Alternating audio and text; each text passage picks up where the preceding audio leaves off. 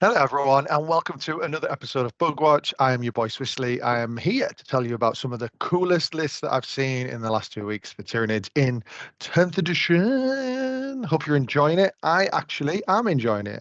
It was a slow start for me, but having played quite a few games now, I am feeling it. I'm into it. So I'm going to tell you about an event I went to, a Teams event, followed by these amazing lists. All right, on with it now. But before that, why don't you like and subscribe now? Do it now before you forget. Yeah, nice one. Cheers.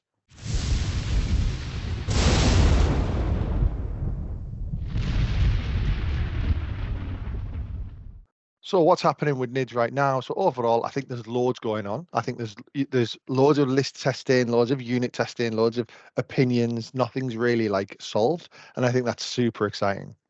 And as a result, the list diversity we're seeing is amazing, and you're going to see some of that when I go through the list later.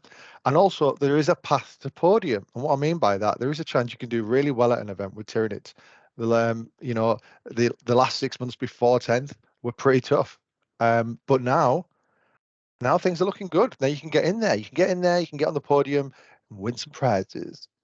Personally, what am I enjoying? I took a Monster Mash teams to list.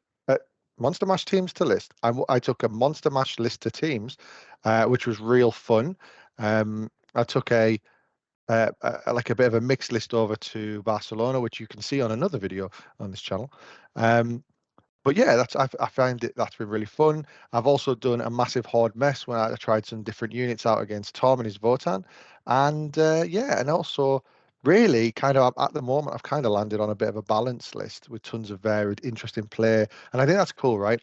Ninth edition we were amazing, right? We were so good, but you just ran up the board and ooga boogered them for the most part, or you killed them with harpies that they couldn't interact with. Now it's a little bit different, man. We have like movement shenanigans, and no, we can't do mortals in everyone's phase, but in nearly every phase, we can find some movement from somewhere, which I think is quite cool. And that seems to be how you score the old secondaries. That's if you're not taken by a Voz, but of course you are because you're not a lunatic, right? Cool, good times. All right. I wanted to kind of talk to you about a Teams event that I went to 2 weekends ago, where I think we went 2-3 in the end. It was very close. It was two games that we were close to winning, but I wanted to kind of quickly touch on it. In the list, I did take a very similar list to Chavos that I played in, that I met in Barcelona. Um, his list was super strong. Like he did really well. He came third in that GT. It's a hive tyrant with adaptive biology, Swarm Lord, two barbed Hierodules, two Biovores, Haruspex, Maliceptor, two Tyrannofexes with acid sprays, and three Von Ryan's Leapers. So the Von Ryan's Leapers are in there. Obviously, there's a bit of a Monster Mash theme here, but the three Von Ryan's Leapers are there because I had a very tough practice game into someone who just move blocked me, and that was rough. So they are there to kind of almost clear the way, make sure no one stands in front of my big boys, so they can get up the table. Um, Overall, like it was a really interesting, shooty, fighty, kind of does everything. Is toughness 12 a lot in a lot of places, and it was great fun to play. So in terms of the games, I got a 16-4 versus Tau in the first game where the chap just couldn't deal with the high toughness. Didn't have the tools to do that job. So it was quite a straightforward win for me, but a really nice guy. Again, all these opponents actually were sound. I was very lucky to hit all cool people.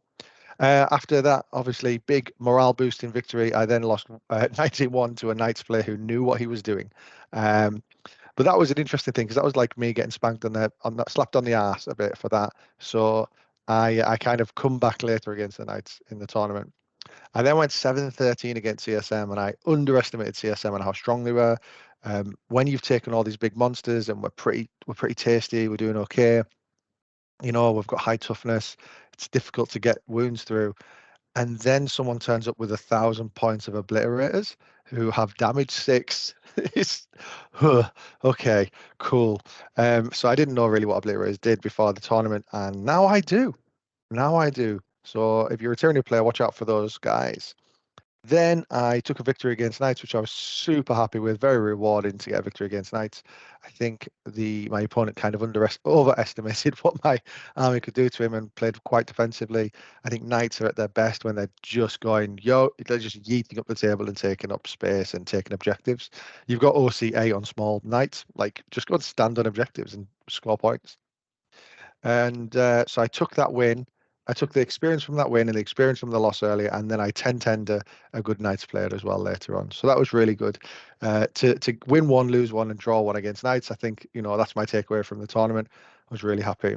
In terms of like how to score points against Knights, I think you've really just got to have to go after those little boys and try and mitigate as much losses from the big boys as possible. The little Knights are the terrors. They're the ones that are annoying. But if you can get rid of those guys, you've got a chance. You've definitely got a chance. Cool. Oh, and focus down one flank, right? Just go after the knights on that flank, and maybe you've got a chance as well in terms of making them spread out their resources. We've got more resources, so I think I think that's one of the things that I did. And use your OC, man. Like, I mean, it's annoying that the small knights are OC8, so I have to put a Tyranid and a Maliceptor on the same objective, just to match them, but or to beat them because the Maliceptor is OC4. But it's interesting, and I think that's how you do it. You've got to buddy up some monsters and take down some knights. One on one, a knight will kill your monster, but if you tag team them potentially, you can take the kill. All right, nice. So let's get into enough of my mediocre list and mediocre performance. Let's go into some amazing lists. So first one I'm pulling out is Mitch McGill's. He came fourth out of 100 players at the Show Me Showdown in Missouri. Been to Missouri before. It was lovely. Stayed near Kansas. No, is it? Yeah, Kansas City. That's Missouri, right? Because Kansas is kind of in Kansas State, but it's also in Missouri, I think. But yeah, it was lovely. They thought I was Russian with this accent. Very strange. Anyway, Mitch did very well. He got a couple of hundreds in there. He drew one and lost one. So really strong performance here. He's gone for Death Leaper, a Hive Tyrant with perfectly adapted. An interesting one that you don't see taken very often on these lists, if I'm honest. We've got some gargoyles in there. There's 10 of those. And then a big variety of different bits and bobs. It's a bit of a Noah's Ark list. There's two of everything. So we've got the Bivores in there for scoring, the Exocrines, Maliceptors, Lictors, Paravores. We've got a Trigon, which you don't see every day. Tyrannifex with Acid Spray, because I just think they're so good. And then 2 squads of 6 Zoes, which is seeming to be a bit of a staple, having spoken to some WTC players. That seems to be a thing now. So let's talk about how Mitch did. There was the only people above him were 3 Eldari players. So fair play to Mitch for his performance here. He lost to a tasty meta Eldari list in round 1. Then he beat CSM, Blood Angels, Votann, Necrons, Guard, then Blood Angels again before drawing with GSC. That's a pretty good run. And this is definitely one of the build styles that we see quite often with NIDs. Like it's shooting and taking the board quite slowly or fast in some instances. And I think this one's probably quite fast. You've got the Hive Tyrant with the aura of assault and shoot, assault weapons. So you can get all your Exocrines, Maliceptors, Paravores, Tyrannifexes, and including Zoanthropes, right up the board and shoot, getting really good angles, killing things your opponent doesn't want to die. Really, really nice. You've obviously got the synergy here as well with the Paravores and Exocrines, like I spoke about on the last episode, where where you're getting reroll ones to hit of anything that the Exocrine shot, and you're removing cover with the old Paravores. So yeah, I'm feeling big advance and shoot vibes from this list, especially as well. That perfectly adaptive. I think you can reroll in advance. I can't remember, but if you can, that's pretty good because you can make sure you've got a better chance of getting a strong advance.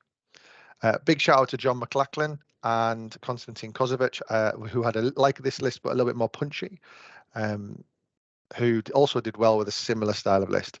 And then Marcus Janssen, who brought a similar list, but a little bit more flexible, if I'm honest. So I think that other list is a bit more killy. This list, however, from Marcus, he came first out of a 20-man GT. This list is quite a little bit more flexible in terms of scoring secondaries. So if you're not going the static objectives secondaries, which why would you? I don't know, but you might. You can absolutely do it with this list. Also, this list is pretty good at stopping your opponent scoring things. So if you're planning ahead for them drawing, for example, investigate sites or get in the middle, you've got real speed here to get things in places that you need them to be. These Raveners can just show up from anywhere. Obviously, the Von Ryan's Leapers forward deploy. The Rupture Cannons are an interesting one. I think they're probably a nod to Eldari and Knights. It's, sure, you've got the Executor in there. I imagine there's a bit of a combo there in terms of killing big things. You get to reroll ones. Pyrovores maybe removing cover as well.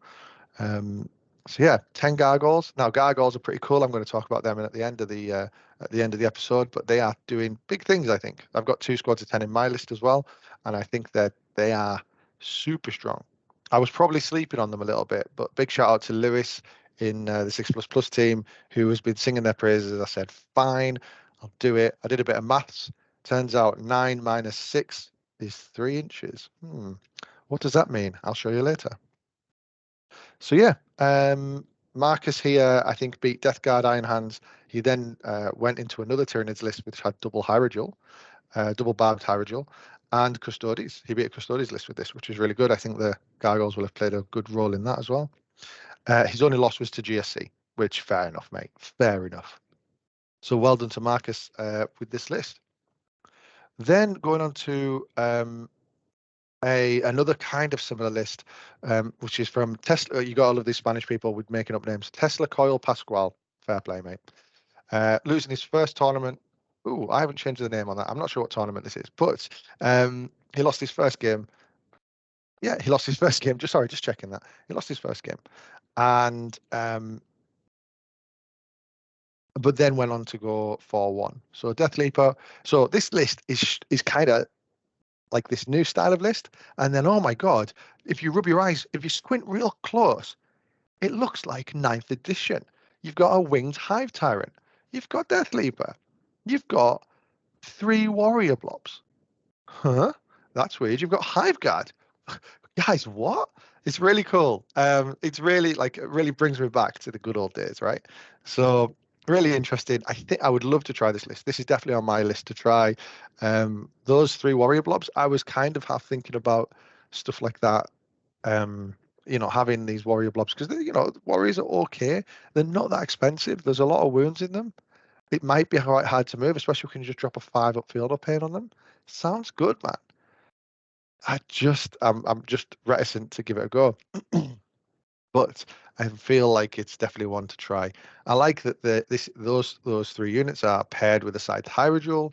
I think that's going to give your opponent a lot of things to worry about moving up the board. You've got 3 Ripper Swarms. I think people are going to be using those to block secondaries or get behind enemy lines, things like that. I mean, if you're taking flexible, if you're taking the tactical objectives, then yeah, sure.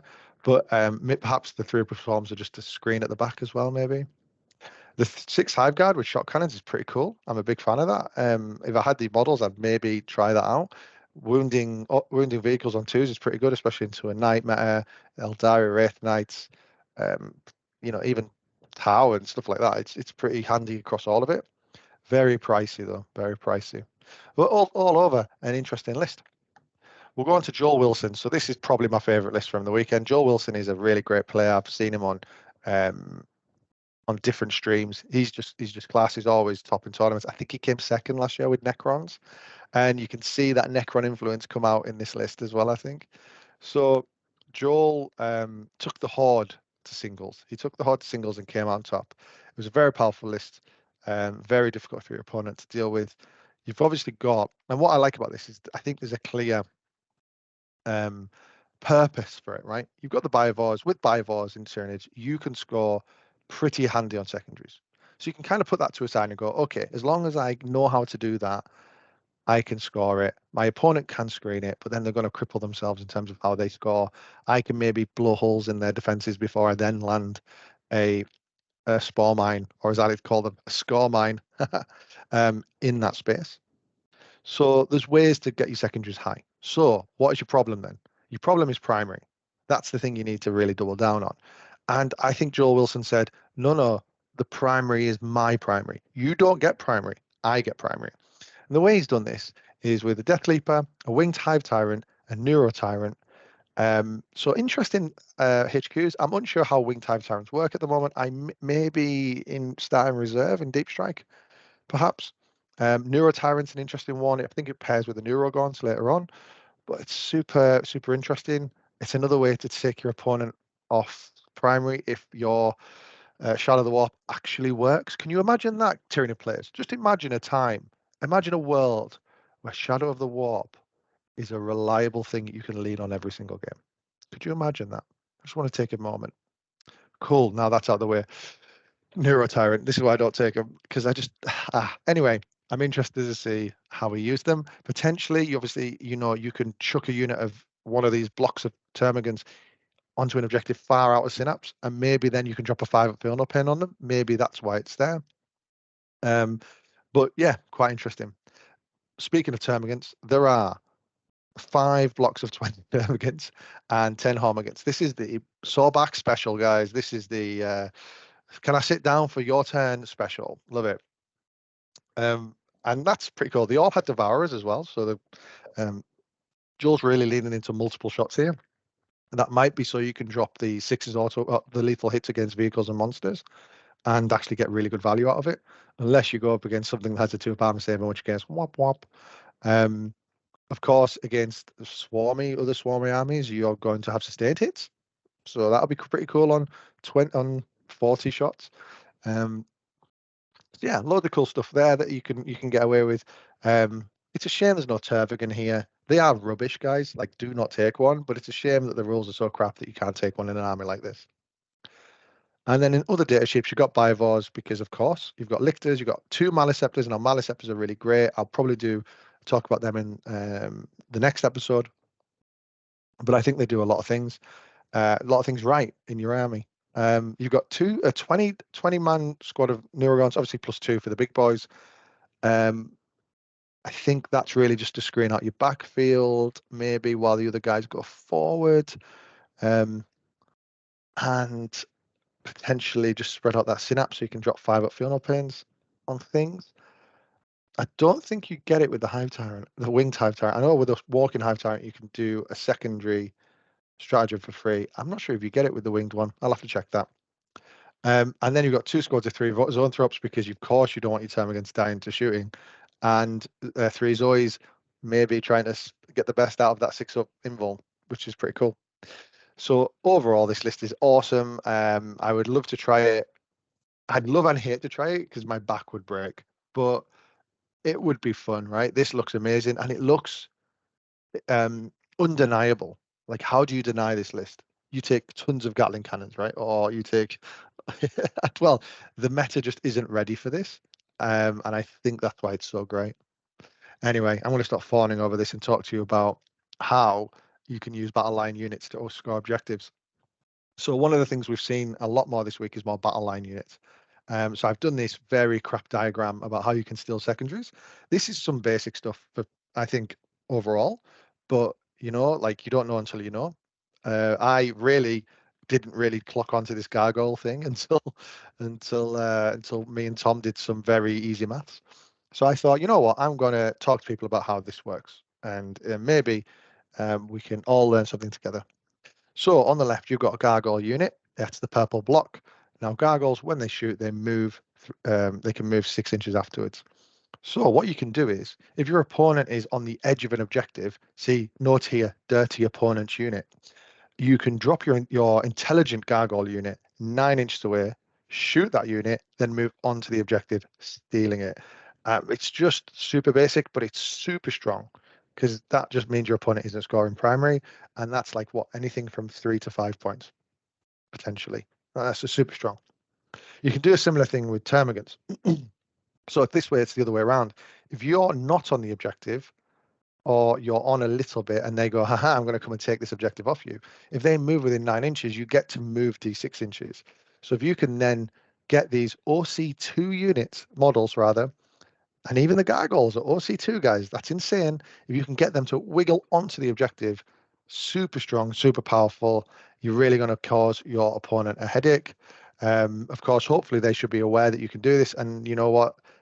Do not gotcha them. Please do not do that.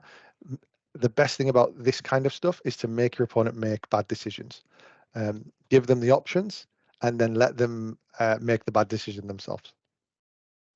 Finally, you've also got different options here, where if your big brave termagant unit or big brave termagant warriors, I've put here, Termgaunt, if they're on the objective, an opponent who is moving slowly towards you, let's call them, I don't know, custodies, you can then pile out using your free move during their move to then kind of block it off. Now, one of the things, other units have this ability, right? When you move within 9 inches, they can move closer or they can do whatever they want. I think there's some custodians units that can do that. But if you do it in their movement phase, they can't do it. Yay. Super cool. They can only do it in your movement phase, I think, which is just awesome. Or charge phase, maybe. Of course, if you are going to do that, make sure you have got something else towing the objective. For example, here, Brave Termagant Warrior's Friend. So here's just some very brief, very basic like case uses that I'm really trying to hammer into everyday play, and hopefully useful for you. So overall, guys, thanks for your time. Thanks for listening. Any questions, comments, requests, do let me know. I'm always keen to hear them, and I will catch you on the next episode of this.